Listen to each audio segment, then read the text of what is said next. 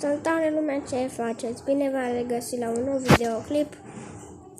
Știu că nu este un ATV vlog, v-am spus că canalul meu să conțină doar ATV vlog acolo la început, dar am zis că de ce să nu fac și un videoclip dacă mi-a luat o mică prostiuță dintre asta, pentru că eu mă joc Brawl Stars foarte mult, îmi place mult jocul și am zis să-mi iau și o prostiuță dintre asta cu o figurină. Am aici niște cartonașe și o figurină. Bun. În primul rând, nu uitați să dați subscribe la canal, să dați un like la acest videoclip și la celelalte videoclipuri. Dă zoom, hai.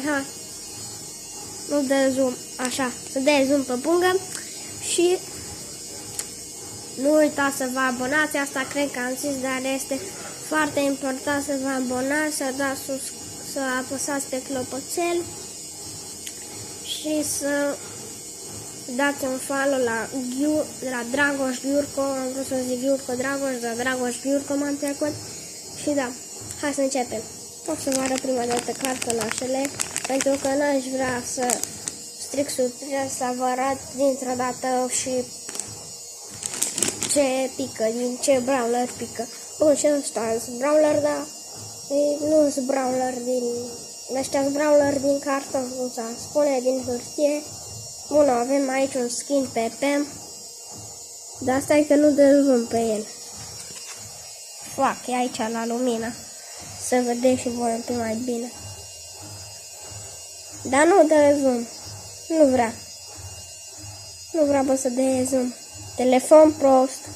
De ce am luat ăsta? Să filmez bine cu ea și ea nu dă zoom. Nu dă zoom. Bun, măcar ați văzut așa.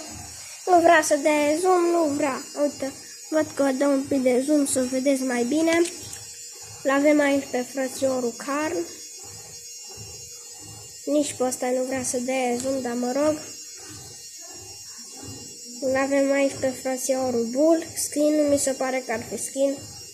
Că nu ar lansa în primul rând Brawl Stars-ul acest skin, pentru că Brawl Stars-ul nu este un joc horror sau ceva de genul. Bun, hai să le dăm la o parte și să trecem aici la micul brawler, care credeți că o să fie dintre ăștia.